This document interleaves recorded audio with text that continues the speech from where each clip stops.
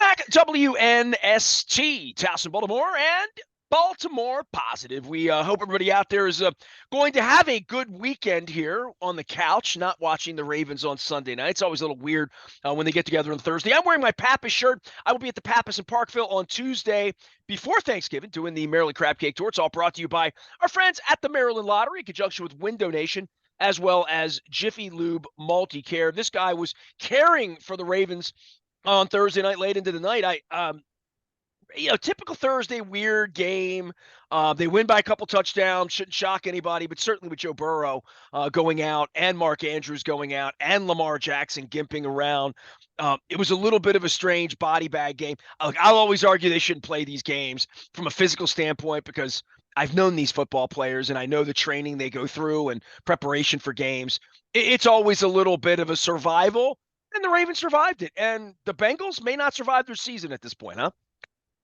Yeah, look, we're going to talk all about that. And the Ravens topple the Bengals. The Bengals look like they're done, certainly from an AFC North perspective. Now, can they get off the mat and still make the playoffs? Hey, there's 3 wild cards now. We've talked about that a lot over the last couple of years, especially the position the Ravens have been in late in seasons with not having Lamar Jackson these last couple of years. But for me, as much as the Ravens want to feel really good about beating the Cincinnati Bengals, whether Joe Burrow was on the field or not. The Bengals were puffing out their chest, beating a Lamar Jackson-less Ravens team these last couple of years late in the season. So from that standpoint, no, what would have happened if Joe Burrow never gets hurt? We'll never know. So that's kind of Ja'Marr Chase would have caught more than 2 balls, probably. Probably. But that said, I look at this from the big picture war of attrition standpoint, Super Bowl aspirations standpoint.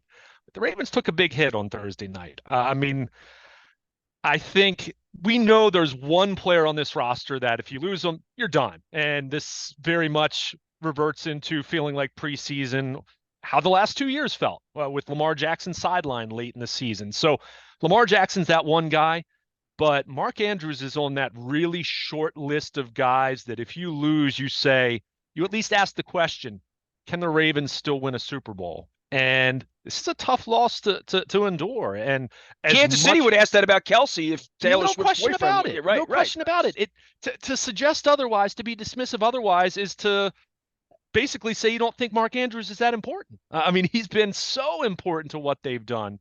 So what we saw on Thursday night, which was very much a positive, seeing the wide receivers step up collectively the way they did, that's going to be more of the way moving forward now, because as much as you hope Isaiah Likely and Charlie Kolar can step up, and I don't think that they suddenly go from having one of the best tight ends in the NFL to having the worst group of tight ends in football. I think Likely and Kolar can do a solid job for them. We saw Likely do it last year in place of Mark Andrews for chunks of a couple games.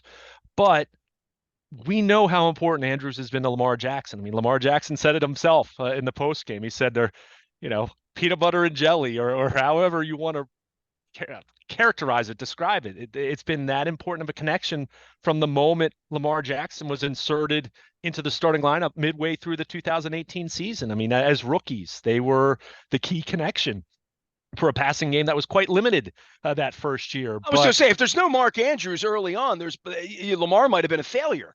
It was pretty much all he had other than running the football early on. Yeah, I don't know.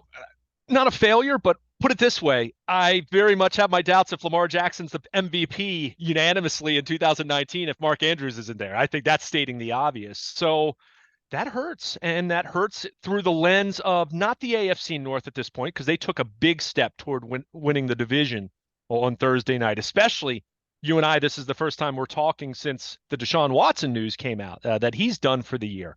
And is Joe Burrow going to play the rest of the year, or is he going to miss how many games? And the Bengals are already 5-5 as it is. So the division feels really good. And that's the case with or without Mark Andrews at this point in time.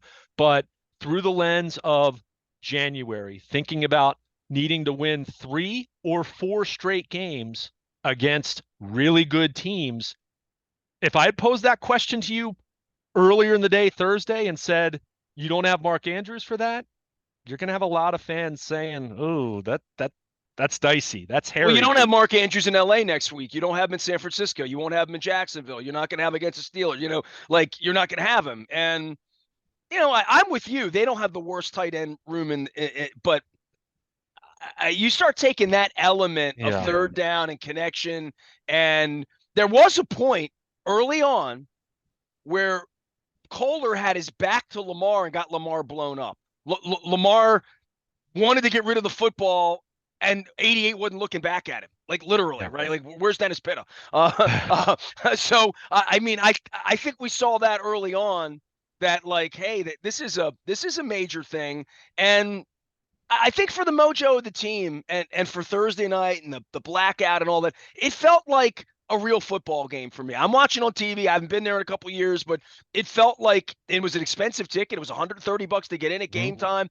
It felt like a big deal at the game on Thursday night. It felt like the first really big game they've had, dare I say, since the plague, where it was like that. Yeah, 2021 against the Chiefs, that week two, the first game back where fans were actually there. I think it was electric that night. But yeah, I think this easily for this year, and obviously it was their first primetime game of the season. But yeah, it had a big game feel. Look, I want to be clear. I am not at all. This isn't me throwing dirt on their season, but when you lose someone like Mark Andrews, I mean, this is a big one. I was thinking about it in the post game as I walked back up to the press box after being in the locker room. And, players cleared out pretty quickly. It's a Thursday night game. These guys, they're getting some extra rest this weekend. These guys are tired. I mean, they, give them credit. They won the football game on Thursday night. They did what they needed to do. Lamar Jackson was really good, even on the gimpy ankle, which he'll have some time now to rest. But I was thinking, understanding Lamar is way up here at the top of the list of guys that, the season's over if you lose him.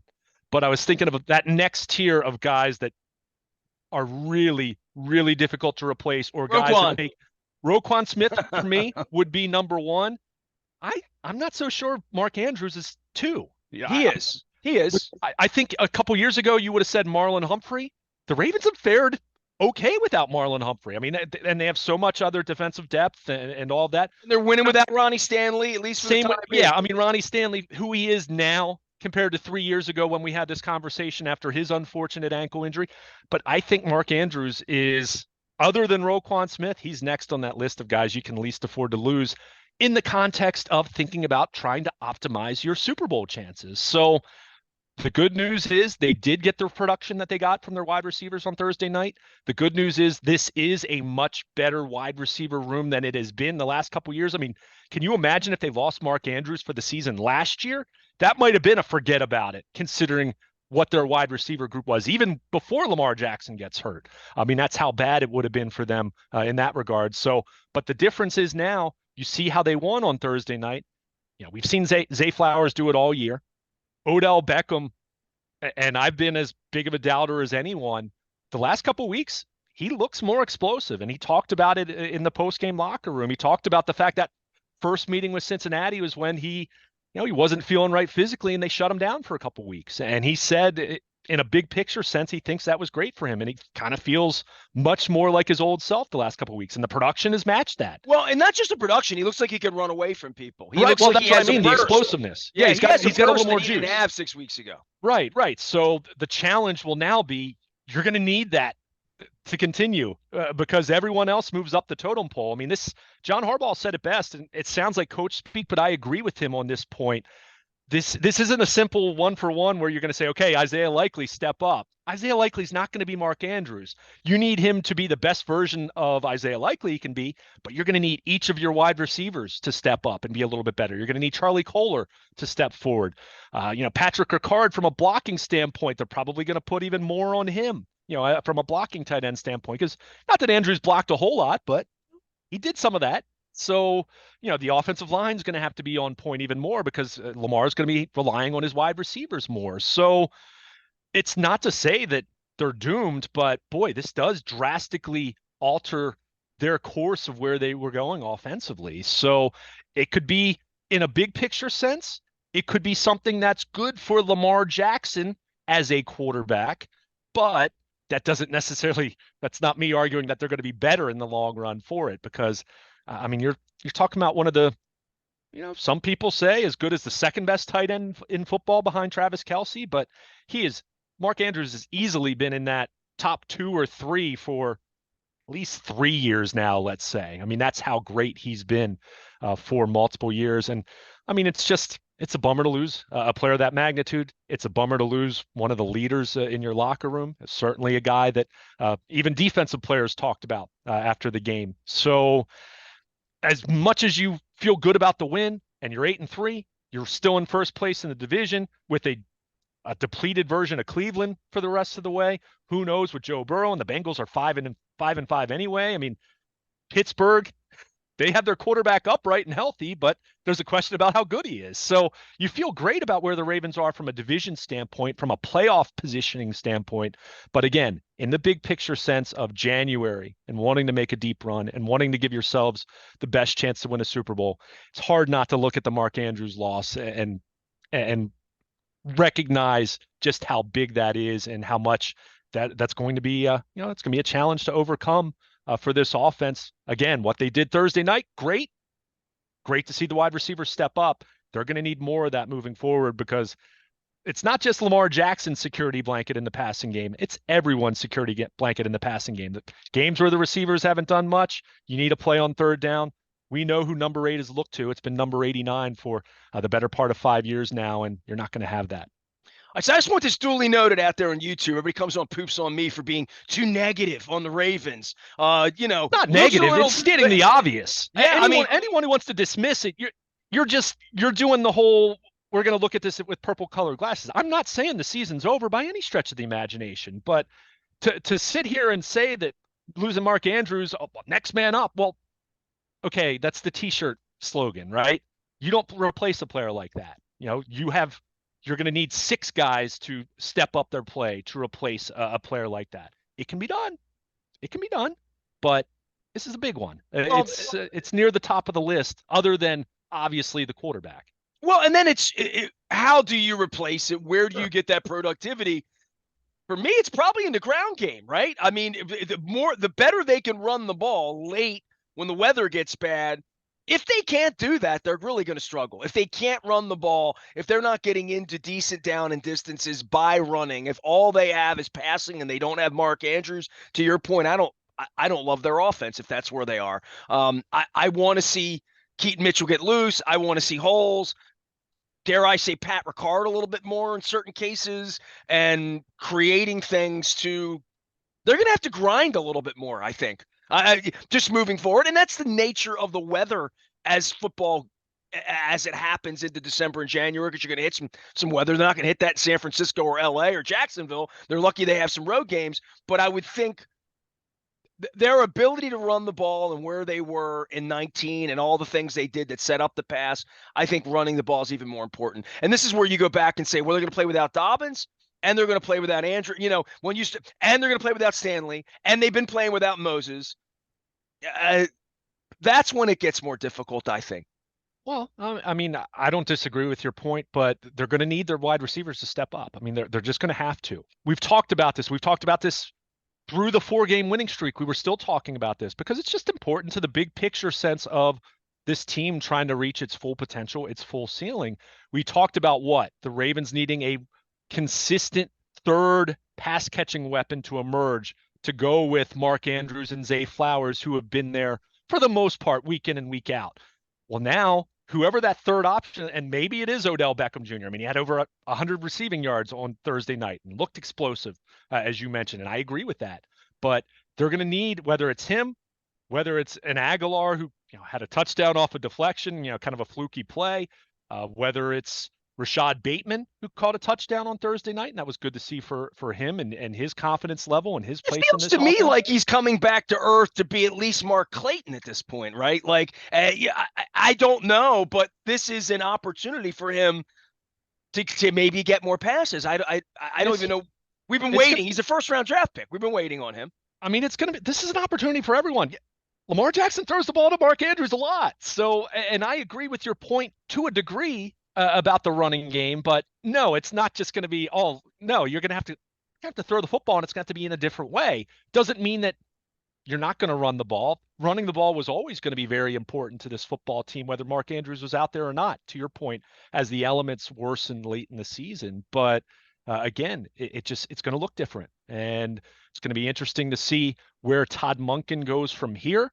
Do you use more three wide receiver sets? Do you, I mean, with Patrick Ricard on the field and it's technically 11 personnel, but not really, I mean, it's going to be interesting to see how this plays out. The good news is they are better equipped to endure a loss to Mark Andrews this year than they would have been last year or the year before or the year before that. So, well, they've been keeping Kohler and Isaiah Likely around for 3-4 years here. Like, they know the system. No, they're this year two. Second year. Likely's not 3. No, year 2. It feels like they've been here forever. It really does. I don't remember who the other tight ends were. Nick Boyle. Nick Boyle, thank you. All right. Well, he was hurt. Yeah, okay, fair enough. Yeah, and they, Patrick Ricard moved into a blocking tight end role, which he, still does plenty of that. It just feels like Likely's been here a while. That's all. And they had Hayden Hurst. And it feels like the ceiling on him that he's a guy who would be a starter somewhere else, right? I mean, he's good enough. He's a top 32 tight end, kind of, sort of, in my mind. Maybe I'm worn out on preseason or seeing him around or feeling like he's been here 4 years, but it feels to me like he would start somewhere else, and he'll get receptions. He'll catch the ball. I mean, I don't think he'll catch 7 or 8, but he'll catch 2 or 3 a week, and I think that's why I'm not as Debbie downed about it a little bit, because they at least have tight ends that have been a part of this. It did bother me when Kohler didn't turn around and look at the ball. Yeah, he thinks he's a blocking tight end. First of all, I'm not being a Debbie Downer. It's just not. If anyone's going to sit here and say that losing Mark Andrews isn't that big of a deal, I just don't. You haven't watched the Ravens for the last 5 years. That's the point I'm making. Far be it for me to try to be the positive guy here. But okay. I mean, it's a tough loss. It is. I mean, I thought of you. Full disclosure, when they ruled Andrews out. First of all, they ruled him out as early in the game as they did. That's never a good sign. I mean, it's just not. Normally, if it's a case where someone's going to be out for, it might be out for a couple weeks. If they go down in the first quarter, normally they rule them out coming out of halftime, right? The fact that he was ruled out early in the games wasn't even, and they weren't even to halftime yet. Might not have even been to the second quarter. I can't remember exactly when it was, but it was a bad sign. But again, I want to be clear. The fact that they drafted 2 tight ends last year in the 4th round is very good to this equation. I want to be very clear about that. It's just, you're going from that being one of your greatest strengths to that now being, at best, a question mark. At best a question mark, because we haven't seen it. But you're right. As more so last year, we haven't seen it as much from Isaiah Likely this year. But yeah, last year when he filled in, remember, he exited that Tampa Bay Thursday night game. Likely was big in that second half. Likely caught a touchdown the following week against New Orleans in that Monday night game when Andrews sat out as they were approaching the bye week and he was banged up. So, I'm in agreement on that assessment that Isaiah Likely would probably have started for some other teams. That's great. That's still not Mark Andrews. We're not talking. Mark Andrews isn't one of 32. Mark Andrews is one of 2 or 3 in this league, and that's the point I'm trying to make.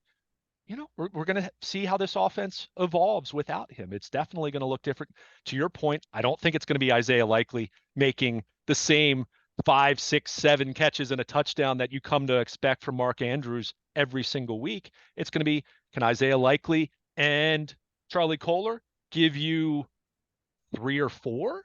And then can you get an extra reception or 2 from each of your wide receivers? If you do that, that helps make up for the production coupled with running the football. So, but there is that security blanket part that Lamar used, that they had peanut butter and jelly, as Lamar would say, and that's not going to exist with Likely. I don't know.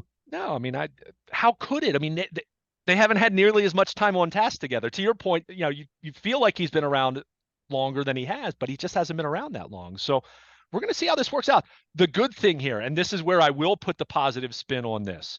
This football team now has 1 game in the next, November 16th was Thursday night. They play the 26th at the Chargers, and then they don't play again until December 10th. So you're talking about December. They have 1 game until December 10th. I'm not going to have any pumpkin pie left over. I haven't even had any pumpkin pie yet.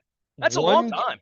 one game over the next 24 days. If you want to look for a recipe for Todd Monken and Lamar Jackson and this coaching staff to get back in the lab and figure out exactly what this passing game is going to look like, what this offense is going to look like without Mark Andrews, there is your positive spin in terms of you're going to have some real meaty time to figure that out rather than this coming on the other side of the bye and hey, it's the sprint the rest of the way after that where you're playing every single week and you don't have time off. So again, I am not Well, at they all can have saying, time off by getting themselves a bye too. So they well, have sure, the sure. opportunity to get themselves off second week of January too, and they're very Sure. much in that running for sure. Yeah. Yeah. I mean, it's, the one thing I'll say is Kansas City does have a more manageable schedule the rest of the way. The Ravens have a pretty darn challenging schedule the rest of the way, but they've put themselves in great position in the division. They've all but buried the Bengals, at least in terms of the division. We'll see if they can get off the mat, but they've got And a the brutal Browns are schedule. done. The Browns are over with. They don't have a quarterback. I mean, is there a scenario for the Browns to sneak in as the seventh wild or as the Winning seventh seed, games the last defensively, wild card? 16-13 Yeah, every week or but whatever. but Yeah. in terms of the Browns being to me a serious threat, no. I mean, and even with that, I was only buying that if we were going to see more of the version of Deshaun Watson we saw in the second half this past Sunday. I mean, that was a version of Deshaun Watson that reminded you of the guy he was in Houston much more. So yeah, from this, when I'm talking about my long-term concerns with Mark Andrews, it's not about making the playoffs. It's not about winning the division. It's about thinking about this team winning 3 or 4 straight games in January and early February. I mean, that's the goal, right? This team's won in the And not regular losing season. games between here and there that's going to put Oh, you on the road. And we keep saying on the road in Buffalo. Well, my God, right? Like, I mean, Buffalo and Cincinnati have imploded. So I don't know who's on that road anymore, but those were two places you didn't want to go in January, and you didn't really want them coming here either, right? Like Josh Allen still might come here at some point, but the notion that they're going to go on the road, the AFC, as much as it was September, they're all going to win 14 games, it's gotten a little withered, including here, where Ronnie Stanley isn't standing up, Mark Andrews isn't standing up. Who knows what's around the corner for injuries, but Cleveland doesn't have a quarterback. Cincinnati doesn't have one this morning. I don't know who the tough teams are going to be in January. I always think of that January. Oh man, that January road. How are they going to beat Buffalo and Cincinnati? I'm not going to have to beat Buffalo and Cincinnati at this point. it's I mean, it's really at this point, and again, it's week 11. There's an eternity to go. And we saw it can be as fleeting as seeing Lamar Jackson limping to the blue tent after he goes down on the sideline there and he's limping. And we even saw him limping later in the game. This is gonna be a good time for him. As I mentioned, one game in 24 days, which doesn't mean I think he has a serious injury or anything like that, but he's clearly sore. He's clearly gonna be sore the next few days. Well, Wouldn't he's got shock me 5 if days before he has to go practice now, wouldn't right? shock me if Literally. he's limited on the injury report this coming week, but but that just shows, and the Ravens know this better than anyone. And I am not at all suggesting the Ravens should feel sorry for the Bengals or the Ravens should feel sorry for the Browns. And certainly the Browns with the karma of, making that deal to begin with. But it's so fleeting, and the way the AFC is looking right now, and we were talking about this before the Browns loss that everyone was in a tizzy about, and I said, even as ugly as that game was, what did I say? The Ravens win on Thursday night, they're fine. Now, I didn't say that with the assumption that they'd lose Mark Andrews in the process. So yeah, that does concern me, obviously. But through the lens of the AFC, they're in great shape, and there's that one team that is at the top, deserves to be at the top because of what they've done for 3 or 4 years. It's Kansas City, and we'll see what the Chiefs do against the Eagles in a Super Bowl rematch Monday night and see what happens there. But the Ravens are in great shape in the division, certainly in making the playoffs. But again, they're going to have to figure out this Mark Andrews absence and how it's going to change their offense moving forward. And doesn't mean that they're not going to figure it out and still be a very dangerous, very serious Super Bowl contender as they get to January. We are going to let Luke Jones have a couple days this weekend so he can count all these awards the Orioles have been getting, Rookie of the Year, Executive of the Year, Manager of the Year, all that good stuff. And we will have some at least warm stove baseball around here at some point because the Ravens don't play for a week and a half. We're doing the Maryland Crab Cake Tour. We're going to be at Pappas and Parkville. It's all brought to you by our friends at the Maryland Lottery. I have a handful of Ravens scratch-offs to give away. I'm going to get the scented tickets because I want them to smell good, and I Who doesn't want some gingerbread and peppermint this time of year? So we'll have those. We're going to be at Pappas Tuesday. It's brought to you by Window Nation, 866-90 Nation. You buy two, you get two free. 0% financing for 5 years through the holidays, as well as our friends at Jiffy Lube Multi-Care. The crab cake schedule is out. After Thanksgiving, we are really hitting the road. Next Wednesday, we are at Coco's in Lauraville. On Thursday, we're going to be at the BMA at Gertrude's with Dan Rodricks and a bunch of guests. Then on Friday, the 1st of December, we're going to be at Hollywood Casino up in Perryville with Tom Kelso, former MSA chairman. And he's also doing the show here this week to sort of brush up on some facts that came out this week.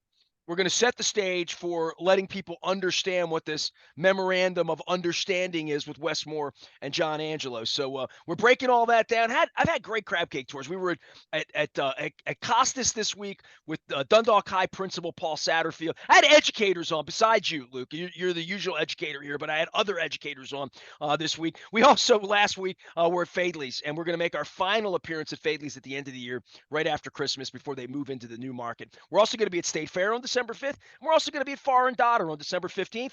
And I'm working out other crab cake tour stops in December. So I had a delicious crab cake from Costas the other night, too. Brought it home. Didn't even want it. Pete's like, nah, take it home. You'll want it. I wanted it. I was happy I took it home. We'll see you at Pappas on Tuesday. Luke's around. You can find him at Baltimore Luke anywhere the internet travels. And the Ravens cruising, but licking their wounds right now with the loss of Mark Andrews. I'm Nestor. He's Luke. Stay with us. We are WNST, AM 1570, Towson, Baltimore, and we never stop talking Baltimore positive.